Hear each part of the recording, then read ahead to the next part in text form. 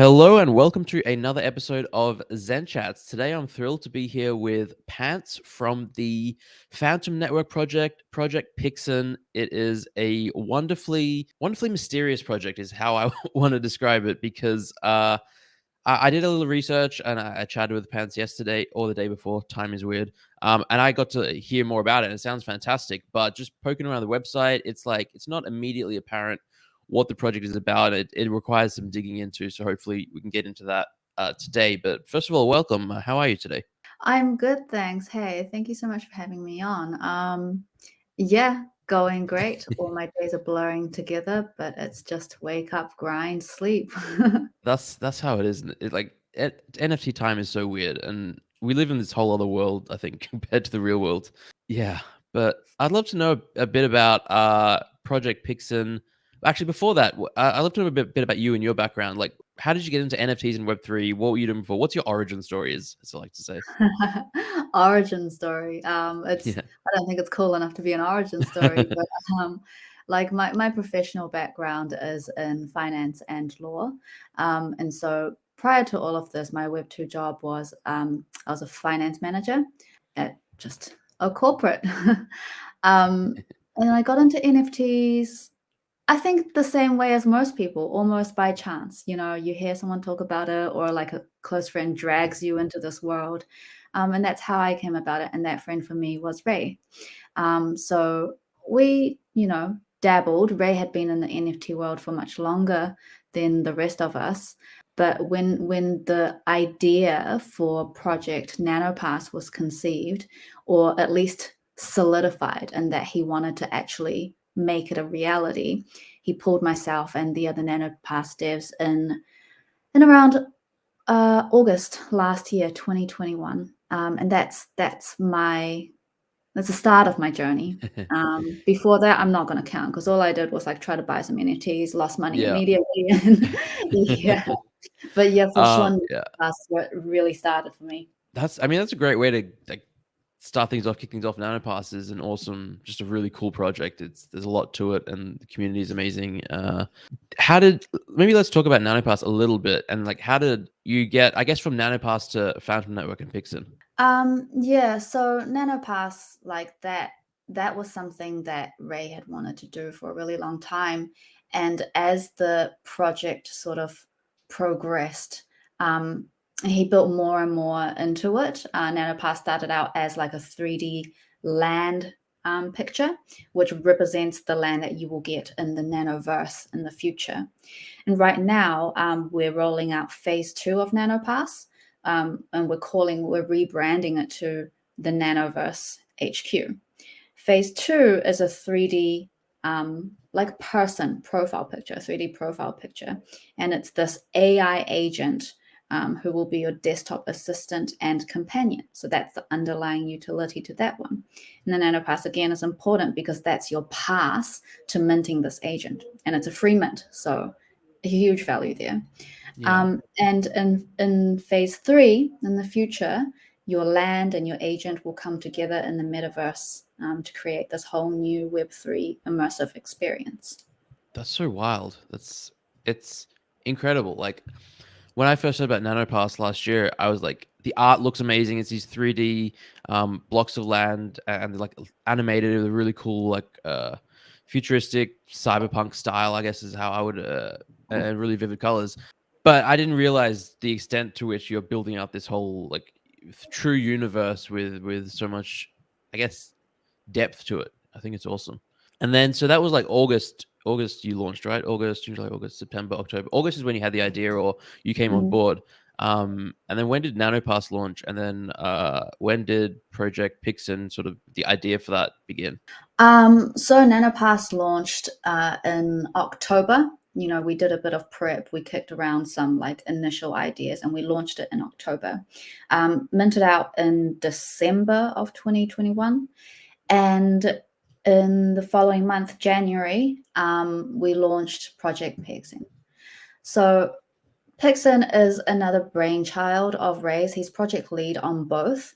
And it made sense to launch it as a separate project and not sort of like wait or try to roll it up into the Nanoverse because its utility is so very different. Nanoverse is a metaverse play, while Project PXN is a platform play.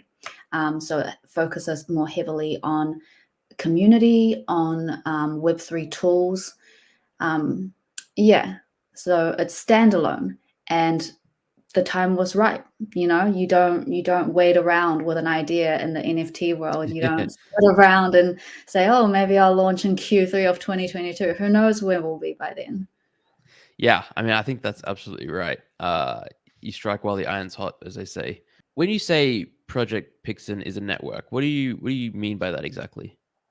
Because I'm on the website now for those who are just listening and can't watch the stream, and it's this really cool website, but it's not your standard website where it's like there's no easy to find roadmap or about page. There's a lot of interesting files that you can click on. It's like this old school code style website, which I really like. But yeah, I mean, again, what does it mean that Phantom PXN is a network?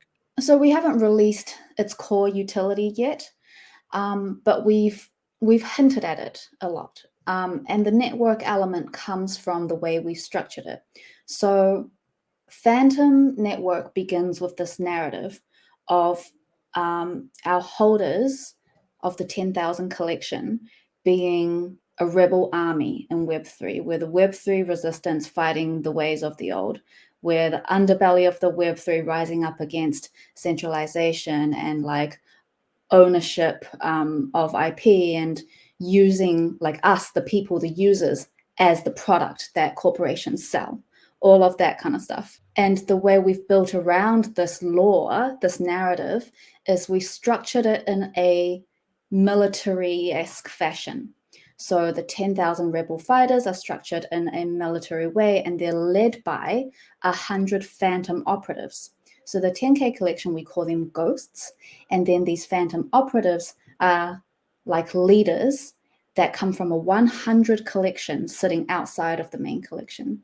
And you will have seen some of the NFTs on our Twitter page, those dark, moody, animated ones.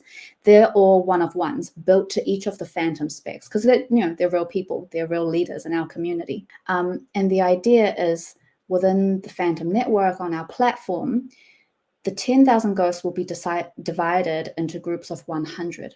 And each of the 100 phantoms will care for 100 ghosts and lead them in their regiment. So this builds the network, these little circles that form tight-knit groups that know each other well, that are interlaced with the other circles and map out this big network. And in the future, because it's a platform player, we have to have users, right? In the future, there's big plans to scale. And so these networks will expand and grow, and these circles will multiply. I mean, I just, and I said this to you a couple of days ago when I was first hearing about it. I think this is just brilliant, honestly. It's like, and I'm surprised we haven't seen it before. Rather than just a 10K project, it is a 10K project, but you have 100 groups of 100 people, and that's so much more manageable. It's for like 10K is great, but you can't have a community of thousands of people and feel that real close, tight knit connection the same way that you can with a community of 100. I think it's fascinating. I'm really excited to see how it plays out. I just want to say, you have the Phantom Network Project PXN account has 334,000 Twitter followers. I feel like a couple of days ago I checked, it was like 30,000 less. It's exploding. It's going crazy. What has that journey been like? Like, how quickly did the account blow up and sort of get discovered and people find out about it? Yeah. Also, just how did you do that? Because there's so many people in projects who always ask me, like, how do these projects come up and then just have like 100,000 plus Twitter followers? And there's various answers, but I'd love to know how you did it and what the like story was for Project PXN. There's a lot of stuff that goes into it. There isn't like one secret weapon that we've used. We go through the normal routes of doing giveaways and things like that. Obviously, like followers from every NFT Twitter account comes from giveaways. But the reason that the giveaways have blown up, like you do one these days and it gets like 30K likes and retweets. The reason that these have blown up is, I guess, attributable to everything else that we've been doing. People are paying attention, I guess, because firstly, the way we entered the market, like we have a very strong sense of identity. Like it's mysterious, but that's still like a brand in itself, right? You don't have to understand everything about it, but when you see it, you know it's us. So our initial Twitter launch was very mysterious. It was very like code breaker, similar to what you're seeing in that website. It's like this hacker feel. So it gets people interested. And then we also have the benefit of starting already with this very tight-knit community. So the Phantom Operatives, they're our brand ambassadors in many ways. And the intention is that there's going to be 100, but right now we're sitting at 27. So 27 people have filled those roles already. And they're people, most of them come from the community. And the original, like the OG Phantoms, they came from the Nano community. They're a very tight-knit group of friends that we've built along the way. And so they were the ones who could help us spread the word. They were the ones who could give us this visibility. And that's like a big reason why community is everything, because we built this whole project around them, around this concept. Yeah, I mean, I love that. And I think it goes to show that this is not something that just popped up overnight. Like if you go back to the core coming from the nano community, that's, 8 months ago, 6 months ago, that's when that project began and started gathering momentum. And it takes time to build huge Twitter followings, and it takes a good product and a good team and a little bit of mystique. And it's clear that you have all those elements. Plus, the art is just incredible. Like I know art is subjective, and I always say that you shouldn't evaluate projects exclusively on the art. You should look at the team and other things. But for me personally, I find that this art just basically as good as any other project, maybe better than almost any other project. It's phenomenal. It's really, really, really cool. It's got this like Cyberbrokers meets Azuki style, and I love both of those projects. So yeah, just really cool. Yeah. Who's the artist? Who's creating this art? So the concept comes from Ray. He's the art director, and he's the art director on both Nano and PXN. And so the amount of finesse, the amount of detail that you'll see in both projects, like it makes sense because it comes from him, and he's kind of like a demon with it. He's not an easy person to work with if you're an artist. He will take at everything. But it's like obviously with the best intentions in mind, right? There isn't a sole artist. We have a huge team of artists. We have in-house artists. We've got studios on board. We've got artists that have worked on like very prominent projects in the past, like Web2 projects. But their personal information isn't for me to share. The entire creative process is very complex. There's a team for concepting, for research to bring Ray's vision to life, and then there's a team for finalizing, like getting that painted feel, getting that level of detail in there. And then there's a team for like clothing design. There's a team for decals that go on the clothing. It's a lot. And that's how we do it, just by throwing that much manpower and investment into it. Yeah, I mean, that makes total sense. And I think having that art director in Ray, really coming from the top down, it shows. It just shows that there's this, quality control, central vision idea that is just executed flawlessly. Amazing. What can you share about the plans, the roadmap, the vision? Like, let's say the next 6 to 12 months for Project PXN. Yeah, what can you share about what's being developed and built? Okay, so at a high level, we've got our mint of 10,000 ghosts coming up end of this month. And on Mint, we will release the alpha version of our platform. So the utility is there on Mint. It's by no means complete, but it's our every intention to bring the community along on this journey of building, of finding bugs, of like breaking the platform so that we can rebuild it in the right way. Once we have the platform out and have had the chance to test it, all of us, all of the holders, we will be onboarding other projects. We have a handful of other projects to be our first like partner project / demo testers to build out that user base and to round that out so that we can further stress test this platform. After that, we'll be adding more utility, continuing to refine it, adding more token syncs. So the tokens will be launching on Mint as well. And that sort of rounds out phase 1. Phase 2 is a bigger focus on adding more utility that we've planned and further growing the user base. Phase 3 and beyond is mass market adoption. Like I said, this is a platform play. We need users, and it's our plan to roll this out to beyond just the NFT space, to really eliminate all of the friction between having to mint something to be able to get into a token gated platform. This is a platform built around, or like built to include, Web3 tools and solutions for the average user, creator, business person, whatever, to thrive in Web3. Now, we've not revealed a lot of these features yet, but one of the ones that we have is the gray market, which is a crypto-based buying and selling platform. So this is just one example of a tool that we can give someone to use in Web3. A lot of us make good Web3 coin trading and flipping NFTs, and there's nowhere to spend it. There's no outlet for it unless you're buying more NFTs, right? So this is something that we feel will be really useful to the average user in our world. And a lot of the other features will sort of mirror this intention. They won't look exactly the same. They'll be vastly different. There'll be a tool for all sorts of different needs, but they all have the same goal, to like enrich your Web3 experience. Another heavy feature that I can, I guess, speak to, we haven't fully revealed it yet, is that this platform is also aimed at changing your browsing experience. So the Web2 browsing experience is very fragmented.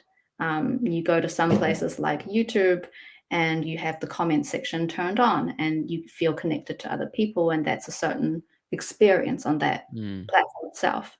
Other platforms like news outlets, it's very like siloed. It's a completely lonesome experience when you're reading something being like, is this fake news? Is this real news, kind of thing. So the Web3 experience that we envision is connected, and it's something that you do with all of your friends that you've made in the space. Just wow. Honestly, that is a lot in a really good way. It sounds like I was trying to conceptualize what is this the platform that you're building. You mentioned it a few times, and I was like, is the platform a marketplace? Is it a social media platform? A chat? It sounds like it's all of the above and more. Like it sounds like you're trying to tackle a ton of things, which is amazing. Like I can definitely see a need for all of these things. The gray market. So is that sort of, let's say, if I wanted to go buy an iPad, I could use crypto to buy it via your gray market type of thing? Yeah, so it's like eBay or Facebook Marketplace or Craigslist, but it's based. Amazing. And yeah, in many ways that offers more security than those platforms, because your transaction takes place on the blockchain. There's an escrow system that we will release further down the line in phase 1.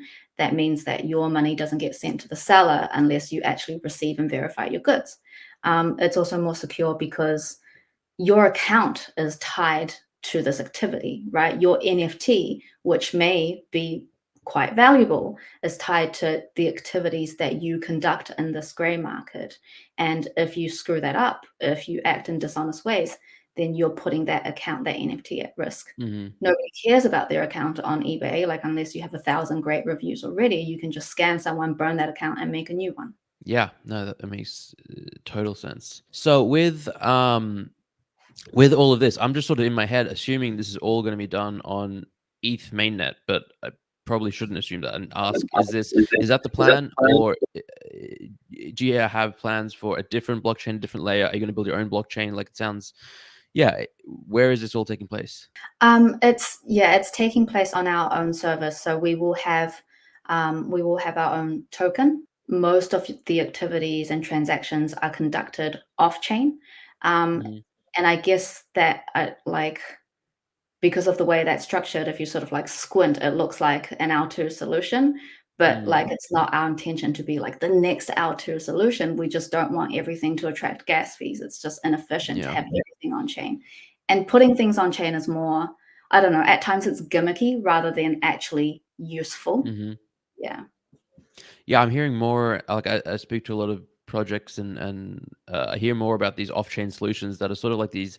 It's like L 1.5. It's like it's not a layer 2, but you can do a lot of stuff off-chain, and the end result is it's fine. Like no one's losing out in terms of security.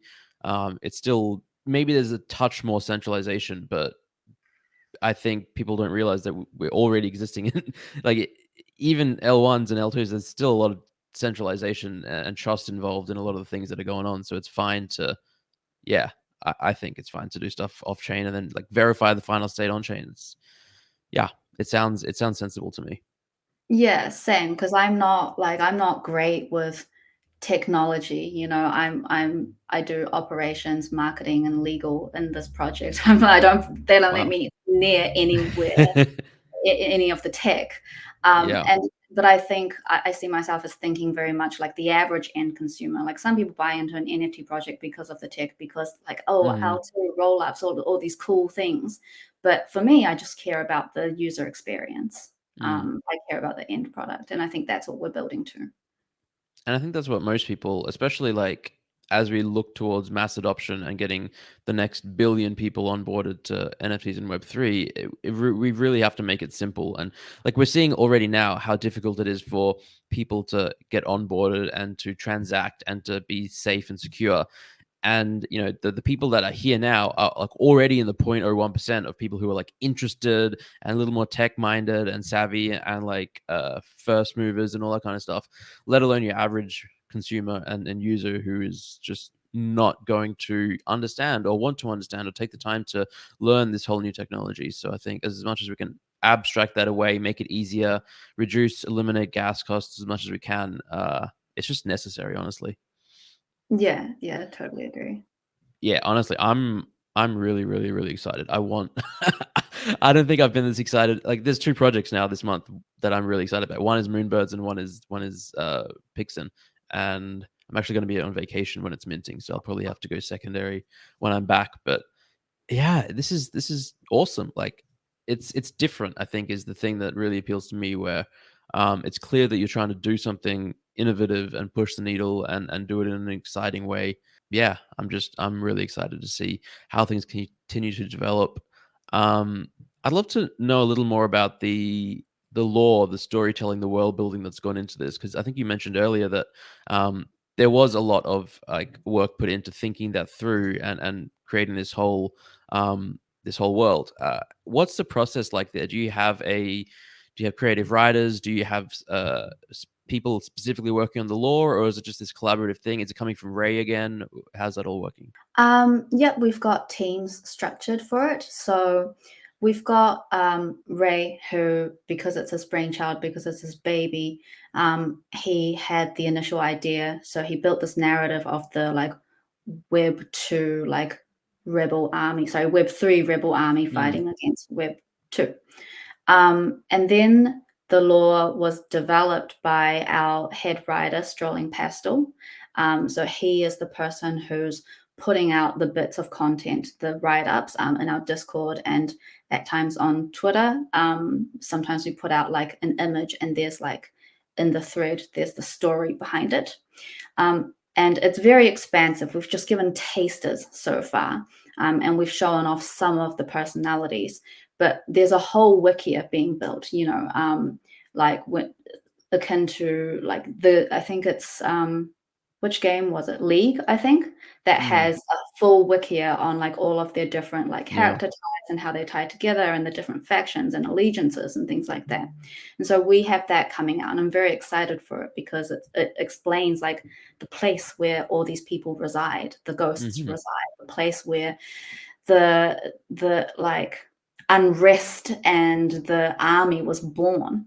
And we've got some of the characters have debuted already. We've got our antagonist, Mr. Web 2. He's got his own Twitter page. He creates a bit of havoc. He's hacked our Discord. He's hacked our Twitter. And he's got some fans now at this point as well. More recently, we've released Ume Miko, who's one of our protagonists. She's the Fox Witch. Her lore is yet to be revealed. And we've also been showcasing or telling our story in a visual way by putting out a manga.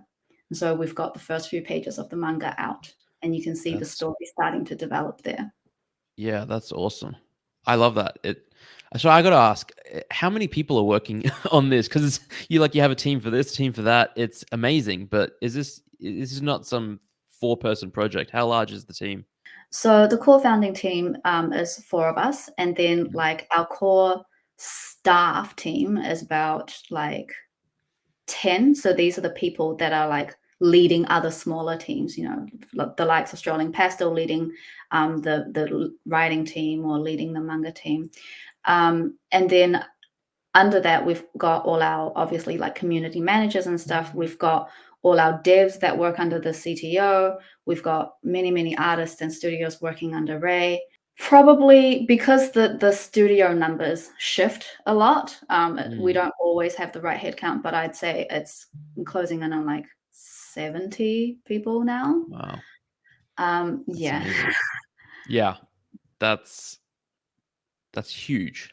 That's more than almost any project that I speak to or know of. It's exciting. It's clear that you're building something huge and you need a large team to do that, which you have. And yeah, it's going to be an exciting several months and years, honestly, for PXN.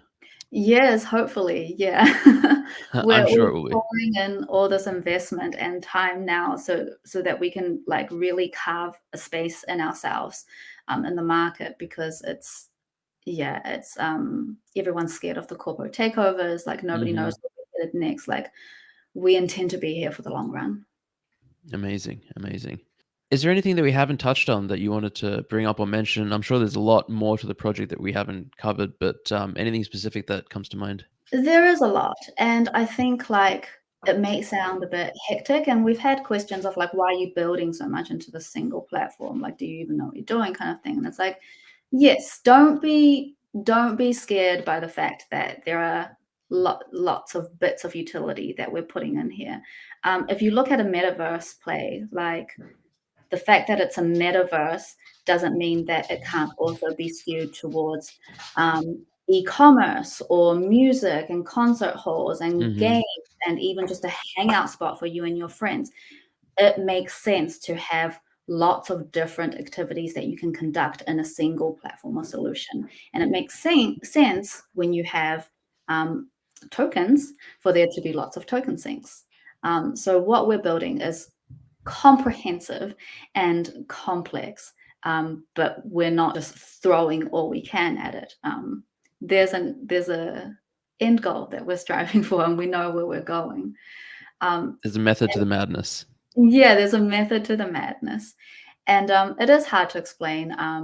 There is a lot in there, which is why we're actually dropping the alpha platform to NanoFam to Hmm. test in the coming days.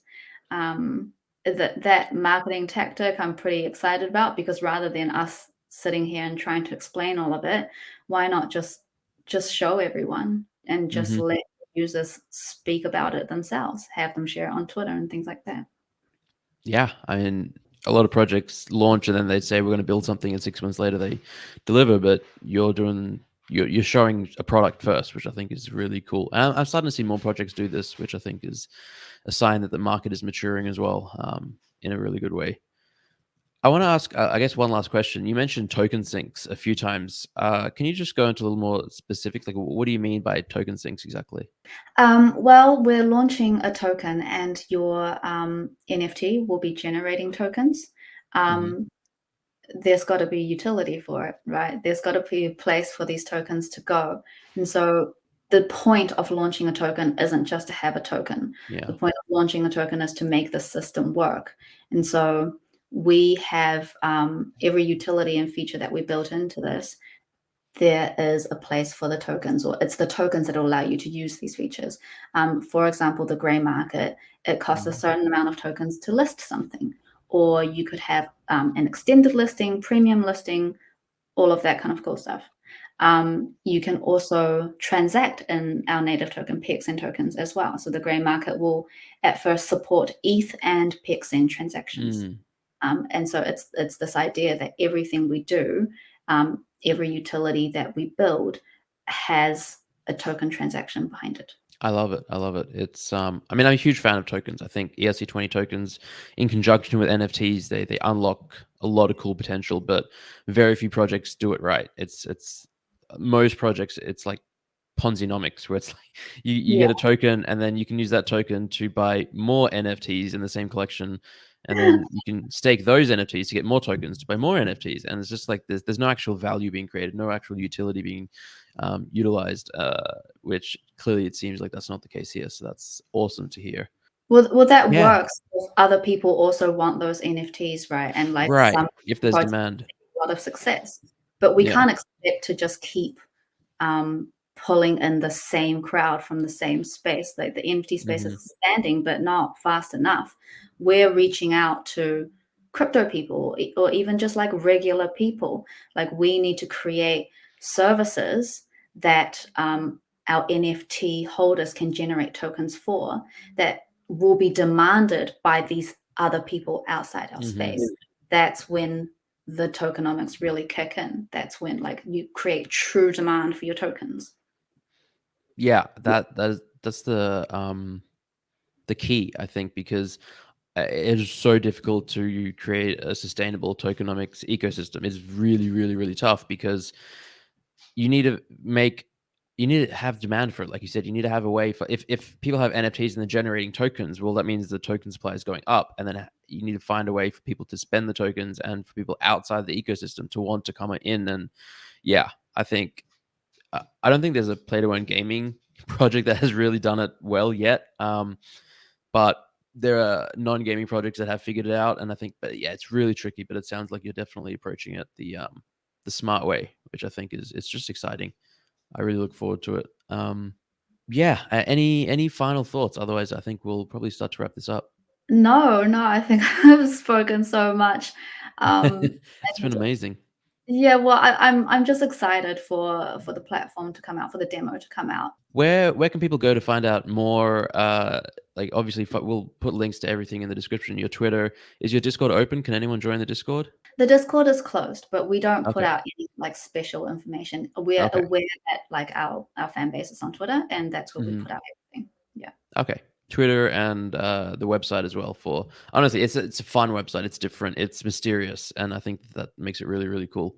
Um, yeah. Yeah, All right. it's an experience, but we're going to pivot to like a full-on website when all the information is out, so that it actually makes sense to people. That makes sense. Play for sure. Yeah. Yeah. Amazing. Well, thank you so much. This has been really, really wonderful, and I'm gonna have to get you back on and maybe Ray in the future when more of this platform is built out because it sounds fascinating. Yeah. Maybe after your vacation, and we'll Yeah. hear how your R&R went. Yeah, for sure. It's much needed, but it's also low key terrifying because it's like I can take a vacation, but the NFT space will not. So I'll come back in 2.5 weeks, and it's going to be a whole new world. But yeah, Well, I wish you the best of luck. thank you so much. All right, have a wonderful day.